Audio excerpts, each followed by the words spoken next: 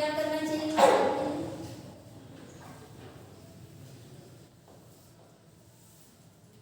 बताइए क्या करना चाहिए? शराब नहीं पीनी चाहिए। और माँ बीमार है, उसके इलाज को पैसा लग रहा है, इसके लिए क्या?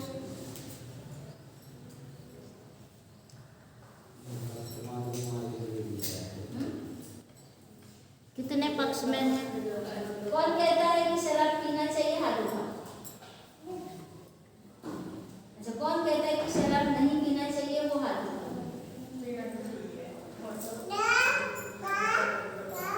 क्यों नहीं पीना चाहिए? उसके पास तो जब उसके पास ज्ञान है तो वो खड़े होके उधर मुंह करके बताओ सर। क्यों नहीं? वो अगर वो गिलास जिसमें गिलास में शराब है उस गिलास शराब को पिएगा तो फिर अपने आप ही बीमार पड़ जाएगा। उसकी पहले से उसकी माँ बीमार है और उसके पास तो पहले से ज्ञान है, तो ज्ञान लगा के पैसे कमा सकते हैं ना, तो इससे भी पैसे नहीं है। बस ये कारण है नहीं पीने का, वो बीमार पड़ जाएगा। हाँ, और ज्ञान है तो उसका उपयोग करके वो पैसे कमा सकता है। हाँ, आधा आंसर सही है। और कोई बताइए क्यों नहीं पीना चाहिए? मतलब जैसा कि बंदे जी ने उदाहरण के तौर पे बताया कि वो एक बहुत ही ज्ञानी व्यक्ति है, लेकिन वो बहुत ज्यादा गरीब है और लोग उसकी बात सुनते हैं। तो अगर वो शराब पिएगा तो लोगों को एक गलत संदेश जाएगा। इस बच्चे को तो थोड़ा शांत कर लो। लोगों के पास गलत संदेश जाएगा कि हम आज तक जिसकी बात सुनते आ रहे थे, जिससे हम ये सोचते आ रहे थे कि ये बहुत ज्यादा ज्ञानवान है, अब उसने मतलब अपनी माँ के इलाज के लिए एक मतलब उसने अपने बुद्धि पर तर्क नहीं लगाया, ना कहीं और से इंतजाम किया, ना जिनसे वो पैसे लेने गया था वो समझाने की कोशिश करी। वो समझा भी सकता था कि मैं ये सब नहीं कर सकता, और अगर कोई दूसरा तरीका है तो आप मुझे बताएं। तो बस यही है कि उनकी जनता के पास या कि जो भी लोग उसे सुनते हैं उसके पास गलत मैसेज जाएगा अगर वो शराब पिएगा तो, इसलिए शराब नहीं पीनी चाहिए। और उसकी बीमार माँ को तत्काल पैसे की जरूरत है, उसका क्या करें? उसे मतलब जिनके पास वो पैसे लेने गया है उनसे मतलब बात करना चाहिए, उसे समझाना चाहिए कि मैं ये नहीं कर सकता, इससे मेरे लोगों को गलत मैसेज जाएगा। आप मुझे कोई दूसरा कार्य बता दीजिए, मैं वो कर सकता हूँ, अन्यथा उसे और कहीं से मैनेज करना पड़ेगा। या फिर जो लोग उसे सुनते हैं उसे अपनी जब वो लोगों की प्रॉब्लम्स को सुनता है, उनको सोल्यूशन देता है, तो लोगों के पास बोलना पड़ेगा कि अब मैं मुसीबत में हूँ और आप मेरी सहायता कीजिए। तो लोग जब उसकी सुनते हैं, उसकी मानते हैं, तो लोग उसे सपोर्ट भी करेंगे। और नहीं किया तो माँ मर जाएगी। और फिर उसे मतलब ज्ञानी व्यक्ति है तो कुछ ना कोई रास्ता निकाल ही लेगा। यहाँ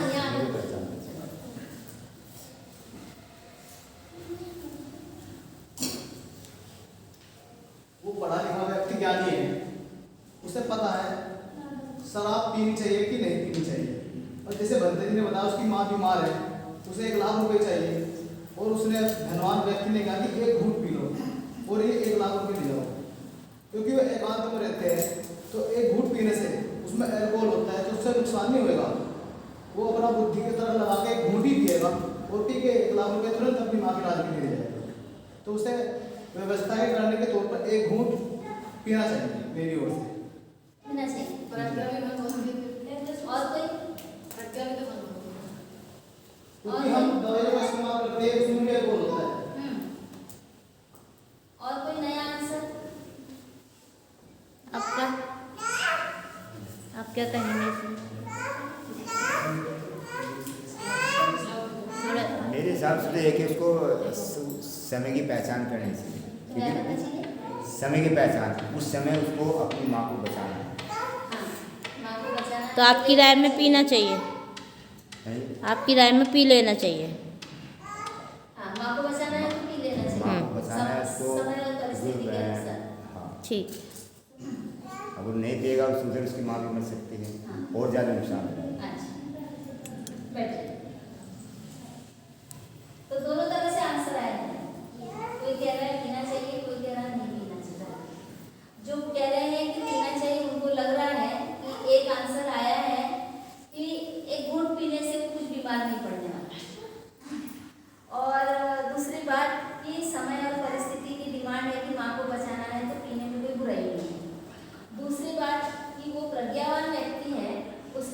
खत्म हो जाएगी। हाँ, लोगों का विश्वास उस पर से उठ जाएगा। दोनों बातें हैं। अब इसमें बताइए, यदि वो हम मान के चलते हैं पी लेता है, पीकर 1 लाख रुपया ले लेता है, समाज का विश्वास उसने खो दिया, ठीक है। लेकिन अगली बार राजनेता उससे दुगुनी फीस देकर, दुगुना पैसा देकर कहता है कि तुम मेरे लिए अमुक आदमी का खून कर दो।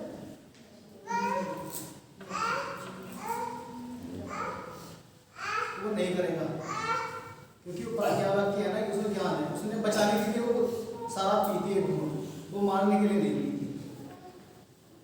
बात ये है कि जो व्यक्ति पैसे के लिए दारू पीने के लिए सरेंडर हो जाता है, इसका मतलब ये है कि वो बिकाऊ है, वो नेता उसकी परीक्षा दे रहा है। वो सिद्धांतवादी नहीं है, वो सिद्धांतवादी नहीं है और वो आदमी बिकाऊ है, ये सिद्ध हो जाता है। और आज उससे सिर्फ 1 घूंट दारू पिलवाया है, कल बोलेगा कल तो पिया था तुमने 1 घूंट, आधे गिलास में या 2 गिलास, उसको आगे तक शुरू वहीं से होता है। और इसकी क्या गारंटी? 1 घूंट से और 1 कश से शुरू होता है। जो नए नए बच्चे पीना सीखते हैं ना, वो ऐसे ही सीखते हैं। कोई सिगरेट पीने का आदि इसकी होगा, गारंटी है कि माँ बच जाएगी। किसी नहीं आते हैं, अभी बहुत विश्लेषण बाकी है इस बात का। एक बात पे, एक मुद्दे पे आते हैं। सिगरेट पीने वाला कोई लड़का है और एक इनोसेंट नया बच्चा उससे मिलता है, वो देख रहा है उसको कि वो कैसे स्टाइल में पी रहा है, कैसे धुआं छोड़ रहा है, वो बड़े अच्छे से देख रहा है। और ये भी उसको देख रहा है कि वो बच्चा मुझे देख रहा है, धीरे से बोलेगा, कश लगा के देखेगा। पहले तो बोलता नहीं, अरे नहीं यार कुछ नहीं होता है, किसी को पता नहीं चलेगा। अब ये देखने से उसके मन में वो आकर्षण बढ़ रहा है, देखने में क्या बुराई है, एक बार कश लगा लिया, अच्छा पहले खांसी आई, अरे कुछ नहीं होता, पहली बार खांसी आ जाती है। शराब भी पहली बार कड़वी लगती है, बाद में उसकी आदत हो जाती है। मिल गया उसको मित्र साथ देने के लिए, वो कब उस लत का आदी हो गया उसको पता ही नहीं चलेगा। अब यहाँ हमने जो उदाहरण दिया शराब वाला, ये उस समाज से उस व्यक्ति को तोड़ने के लिए षड्यंत्र कर रहा है, जांच रहा है कि इसे अपने समाज की कितनी परवाह है।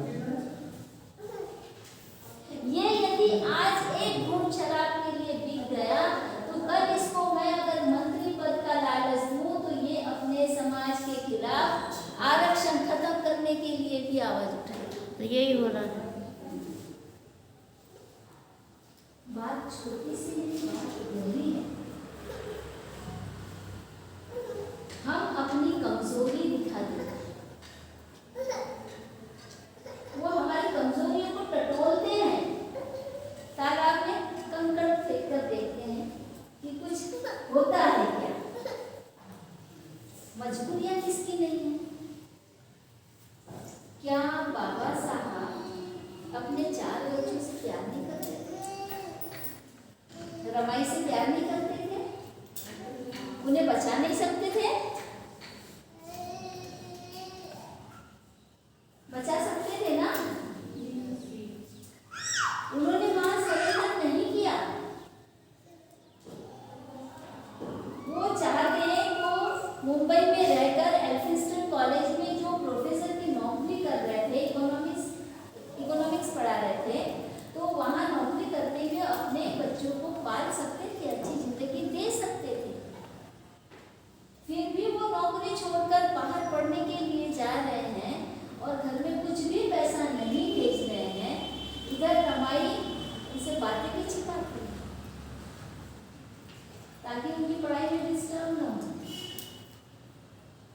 अपने गहने बेचकर हॉस्टल के बच्चों को खाना खिलाते हैं, लेकिन खुद के बच्चे के लिए इस बारे में उसके पास में कुछ भी नहीं बचता है।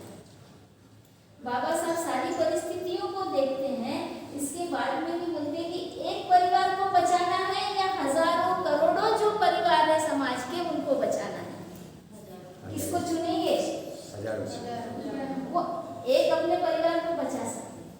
यहाँ बात है एक माँ को बचाना है या समाज को बचाना है? समाज या अपने चरित्र को बचाना। कुर्बान हो गए परिवार, और कितने परिवार बच गए? 900 करोड़ जनता उस समय और तब से लेके आज तक उसका भोग भोग रहे हैं। 900 करोड़ जनता को उन्होंने इम्पोर्टेंस दिया, लेकिन एक बार उन्होंने इस 900 करोड़ जनता को बचाने के लिए गांधी के सामने झुक गए, पूना पैक्ट को साइन कर दिया।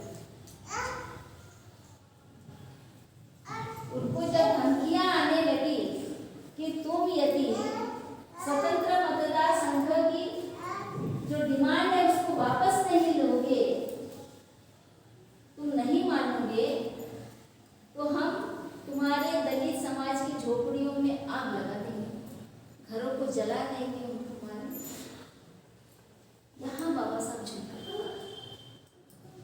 किसके लिए झुके? साइन कर दिया उन्होंने।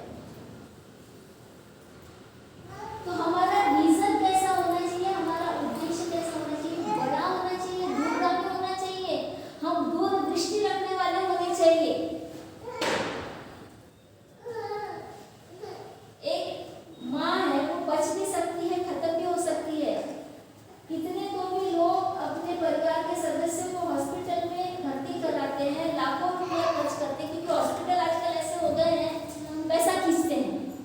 वो ये नहीं देखते कि आप कितने गरीब हैं, कहाँ से ला रहे हैं, क्या कर रहे हैं, वो बहुत फीस मांगते हैं। इसके बाद में भी सही इलाज नहीं होता है और व्यक्ति मर जाता है। और मरने के बाद भी पैसे हटते रहते हैं कि अभी सांस चल रही है, वेंटिलेटर पे रखा हुआ है, वेंटिलेटर उसका भी पैसा वो निकालते रहते हैं, 4 दिन तक रखे रहते हैं। ये सच है। एक व्यक्ति को बचाना है या समाज, क्योंकि उस व्यक्ति पर समाज विश्वास करता है कि ये हमारा नेता है और ये हमारे लिए कार्य करेगा। अब उसने अगर पी लिया तो समाज का विश्वास खो देगा, वो बिक जाएगा, फिर उसका गाड़ी बंगला सब कुछ होगा और समाज अनाथ हो जाएगा। लेकिन यदि वो नहीं पीता है, सरेंडर नहीं करता है, तो वो समाज उसका साथ देगा। जैसे कि इन्होंने कहा कि देर से ही सही समाज पैसा कलेक्ट करके उसकी मदद करेगा। तो यहाँ पर वो प्रज्ञावान कब कहलाएगा? जब वो दूरदृष्टि से ये सोचेगा कि मेरे समाज का किसमें बना है, सबसे ज्यादा फायदा मुझे किसमें हो सकता है। ये जब वो सोचेगा तब वो प्रज्ञावान है। उसे पता है कि आज मैं इसके सामने झुक गया तो मैं इसका गुलाम हो जाऊंगा, फिर ये मुझे ऐसे ही आदेश करेगा। 1 लाख रुपये देने का मतलब है उसको खरीद लेना, खरीदना है ना। उसको समझ जाएगा कि ये पैसे का लोभी है या फिर ये अपनी मजबूरियों को बेचता है, तो वो फिर कहीं का भी नहीं रहेगा, उसका जीवन ही दागदार हो जाएगा। वो प्रज्ञावान नहीं कहता। समझ गए प्रज्ञा का मतलब? प्रज्ञा किसे कहते हैं? तो ये प्रज्ञा समय समय पर हमें दिखानी पड़ती है, खास करके विपरीत परिस्थितियों में हम कितने जागरूक रहते हैं और कैसे निर्णय लेते हैं, ये हमारी प्रज्ञा की परीक्षा हो जाएगी। तो पहले हम ज्ञान लेते हैं और सही और गलत की पहचान करते हैं और सही का चुनाव करते हैं।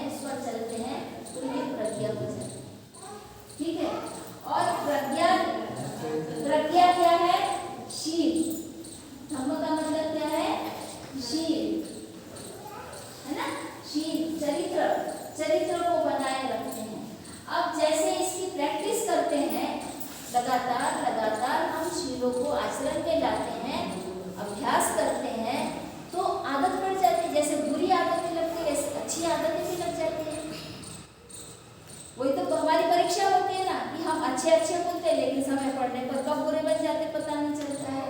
तो जब हम बहुत अच्छी तरह से शील का आचरण करने के आदी हो जाते हैं तब हमारे मन में करुणा जाती है। क्या जाती है? करुणा जाती है। हमें लगता है कि हम अपराध नहीं कर रहे हैं, गलत काम नहीं कर रहे हैं, इससे हमें लाभ हो रहा है, तो यही बात हम दूसरे को भी दें, दूसरे को भी सिखाएं, सत्य धर्म का काम करें। जैसे मेरा भला हुआ है वैसे दूसरे का भी भला हो जाए, ये भावना जब पनपती है तो उसे करुणा है। दूसरों के प्रति किसी को दुखों में और कष्टों में नहीं देख सकते, इसलिए कहते हैं ना करुणामय बुद्ध। किसी को भी देखा तो मन में ऐसा लगता है कि इनका अच्छा हो, इनके लिए हम कुछ अच्छा करें। दो शब्द आते हैं, एक शब्द आता है दया और एक आता है करुणा। इसमें अंतर बता सकता है कोई? दया और करुणा में क्या अंतर है? बहुत लोग दया शब्द का प्रयोग करते हैं, बताएंगे? बताओ। मैं प्रयास करूँगी, एग्जैक्ट तो मतलब मुझे याद नहीं है। दया है कि जैसे हम रोज का ही भला लेते हैं, हम बाहर सड़क से गुजर रहे हैं और हमने किसी ऐसे व्यक्ति को देख लिया जिसके तन पे कपड़ा नहीं है या फिर वो बहुत ज़्यादा गरीब है, या फिर आपने किसी ऐसे व्यक्ति को देख लिया जिसे बहुत ज़्यादा चोट लगी हुई है, या वो रोड क्रॉस कर रहा है पर उससे हो नहीं पा रहा, और आप बाइक से जा रहे हो या आप ऑटो से जा रहे हो, आपने उसे देख लिया, देख के आपके मन में दया आई, ये तो होगी दया। लेकिन अगर आपके मन में दया आती है या आपके मन में भाव जग गया और आपने, अगर आप बाइक पे है या ऑटो में है, आप कर उस आदमी की सहायता करने के लिए उसके पास पहुंच गए, तो ये सहायता करने के लिए पहुंच गए, ये करुणा। थोड़ा सा इसको और इस तरीके से समझते हैं। यहाँ पर तो उनकी सहायता करना, ये करुणा होगी, सहायता करना करुणा में आता है। लेकिन सहायता किस तरह की करते हैं? अभी कोई भिखारी हमारे पास में आता है, पैसे मांगता है, तो हमारे मन में उसे देखकर दया का भाव आता है। कोई लंगड़ा है, उसको देखकर दया का भाव आता है, तो हम उसकी सहायता करने के लिए अपनी जेब से कुछ पैसे निकालकर उसको देते हैं। इसको क्या कहेंगे? दया कहेंगे या करुणा कहेंगे? पक्का? निकाल के सहायता की ना, पैसे देकर।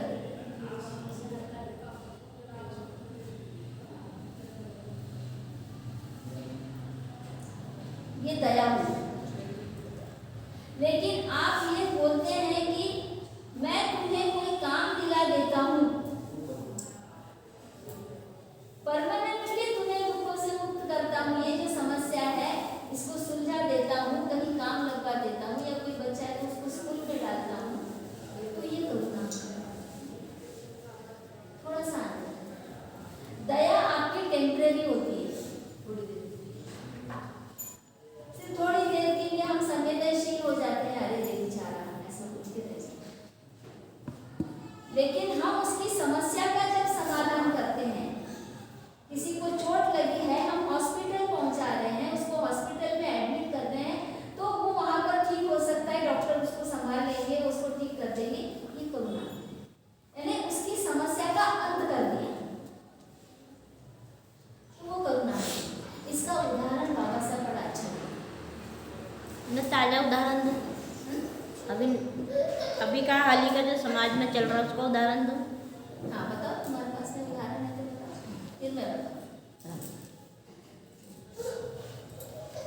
अभी मोदी ने एक योजना निकाली थी कोरोना काल से, उसने कुछ अनाज दिया था, 5-5 किलो दिया था ना सबको, और लाइन लगाकर सभी ने लिया था, और औरतें उसकी आज भी तारीफ करती हैं कि मोदी ने बड़ा अच्छा किया, हमें 5-5 किलो अनाज दिया, शुरू में 10-10 किलो भी दिया।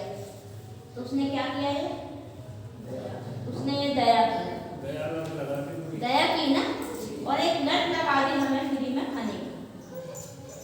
अगर उसकी जगह वो एक ऐसा इंतजाम करता, रोजगार दिलाता कि हम उसके 5 किलो की बजाय हमें जगह 20 किलो के तो खरीद के खा सकते हैं, क्योंकि हमें उसने रोजगार बना दिया। तो वो दया कर रहा है, और दया करने पर लोग उसको बहुत अच्छा समझ रहे हैं, लेकिन दूसरी तरफ हमारा बहुत नुकसान भी हो रहा है। इधर नौकरियां खत्म कर रहा है, नौकरियां खत्म कर रहा है, अनाज दे रहा है और हमें आस्तिक बना रहा है। और एक उज्ज्वला योजना के तहत सिलेंडर दिए, फ्री में सिलेंडर दे रहा है मोदी जी, लेकिन जब आप उसको खरीदते हैं, गैस भरवाते हैं, तो कितने पैसे एक्स्ट्रा देते हैं? 300-400 रुपये एक्स्ट्रा देते हैं कि नहीं? आम सिलेंडर 800 रुपये का था तब, वो सिलेंडर आपको 1200 रुपये का मिल रहा था। तो आपको फ्री हो गया क्या? नहीं। लेकिन आपने उसकी सबकी दया स्वीकार करी और सिलेंडर ले ली, फ्री में मिल रहा, इसलिए उसको वोट देगी सर।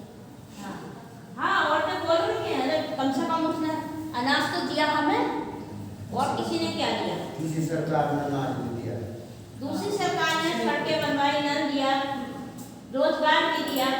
जहाँ जिस गांव में बिजली नहीं थी वहाँ बिजली तक पहुँची, उसका कोई गुण नहीं, क्योंकि उसने कुछ किया ही नहीं आपके लिए, लेकिन उसने आपके लिए 5 किलो अनाज दे करके आपको उसका भक्त बना दिया। सही उदाहरण दिया। अभी वर्तमान में आप लोग झेल रहे हैं इसे। बाबा साहब ने जो उदाहरण दिया था वो हम बताते हैं। बाबा साहब कहते थे अपने समाज के लोगों को कि ऐसी कोई मदद दे रहा है, कोई खाने को दे रहा है, कोई कुछ दे रहा है। जैसे गांधी क्या करता था, हमारे समाज पर दया करता था, है ना, ये देंगे वो देंगे, ऐसा करता था। तो बाबा साहब बोले कि हमको ऐसी दया की भीख नहीं चाहिए। उन्होंने कहा हमें खाने में मछली मत दो, हमें मछली पकड़ना सिखाओ, हम पका के खाएंगे। मतलब जिसको मछली पकड़ना या कला आ जाएगी, उसे फिर किसी से वो चीज खाने में लेने की जरूरत नहीं पड़ेगी। एक उदाहरण तो रोजगार की बात करेगी।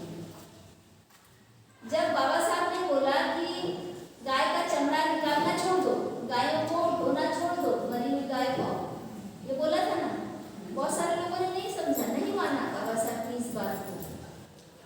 वहां लोकमान्य तिलक ने अपने केसरी पत्र में लिखा कि बाबा साहब अपने समाज के साथ अन्याय कर रहा है, क्योंकि उससे गाय ढोने से, चमड़ा निकालने से उनको कुछ आमदनी हो जाती है, पैसा मिल जाता है, और वो मना कर रहा है तो लोग बेरोजगार हो जाएंगे। अब देखो रोजगार की बात है, लोग बेरोजगार हो जाएंगे। तो ये बाबा साहब सही नहीं कर रहा है, तो समाज को इस तरह से वो नुकसान की तरफ लेके गए। केसरी पत्र में बाबा साहब बोले इसको उत्तर कहाँ मिलूं, मैं इसको उत्तर दूंगा। फिर एक सभा में बाबा साहब ने ये पूरा वाक्य बताया अपने भाषण में। उन्होंने उसको आह्वान किया कि गाय के मांस को निकालने के लिए जो यदि 500 रुपये भी अगर मिलते हैं, 500 क्या, मैं तुम्हें 1000 रुपये दूंगा, मेरा समाज ये काम नहीं करेगा, तुम ये काम करो। बात रोजगार की है, पैसे की है, तो तुम ये काम करो। अगर उससे आमदनी हो रही है तो तुम्हारा हम दुगना फायदा करा देते हैं, तुम ये मरी हुई गाय का मांस निकालो। तो बोले नहीं, हम नहीं कर सकते। बात लग गई कि बात किस चीज पर आ गई है, नो स्वाभिमान। ऊंच नीच पर, नीच लोग काम करेंगे और ऊंचे लोग नहीं करेंगे।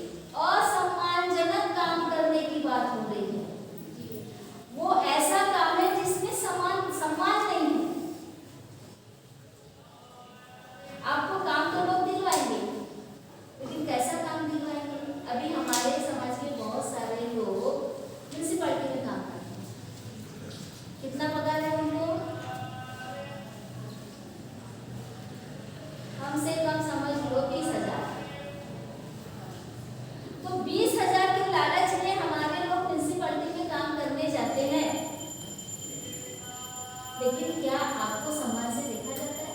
म्यूनिसिपैलिटी का नाम मतलब भी बता दो, हाँ जो इंग्लिश में बोल रहे वो भी बता दो हिंदी हाँ में। म्यूनिसिपैलिटी यानी क्या नगर पालिका। नगर पालिका है जिसमें ये सड़क की सफाई, गटर लाइन की सफाई है ना, नालियों की सफाई का काम होता है, सफाई कर्मचारी होते हैं। तो ये सरकारी नौकरी मानी जाती है और हमारे लोग बोलते हैं कि सरकारी नौकरी मिलना सुरक्षित है, उसमें मंथली पगार हमारे हाथ में आ जाता है, उससे हम घर बना सकते हैं, बच्चों को पढ़ा सकते हैं। तो क्या ये काम करने के बाद में पैसा तो आ रहा है, लेकिन क्या आपको सम्मान की दृष्टि से देखा जा रहा है? क्योंकि वो काम अछूतों ने ही करना चाहिए, ऐसा उनका मानना है, ऐसा उनका मानना है। आपको पैसा देकर सफाई का काम करवाएंगे, टट्टी वो करेंगे, सफाई आप करेंगे, बदले में पैसा। तो ये क्या सम्मानजनक काम है? इसलिए बाबा साहब ने बोला उसमें सम्मान नहीं है, उस काम को छोड़ दो। अगर वो आपको पैसे का लालच दे रहे हैं तो आप उनको दुगने पैसे का लालच दो। क्या वो करने को तैयार है? यदि वो करने को तैयार नहीं है तो हम करने को क्यों तैयार है? बात समझ में आ रही है? वो क्यों करने को तैयार नहीं है? क्योंकि वो अपने आप को श्रेष्ठ समझता है, वो ये गंदे काम नहीं करेगा। श्रेष्ठ लोग गंदा काम नहीं करना चाहते हैं और गंदा काम करने वाले को हीन नजर से देखा जाता है, तुच्छ नजर से देखा जाता है, भले ही आपको कितना भी पैसा मिल रहा है। तो यहाँ पे किस तरह से धंधे के ऊपर से आपको निम्न बनाया जा रहा है। बात पैसे की है ही नहीं, सम्मान की बात है। इसलिए बाबा साहब कहते हैं कि हमारी जो लड़ाई है वो आर्थिक विकास के लिए नहीं है, सामाजिक विकास के लिए लड़ाई है, सम्मान की लड़ाई है।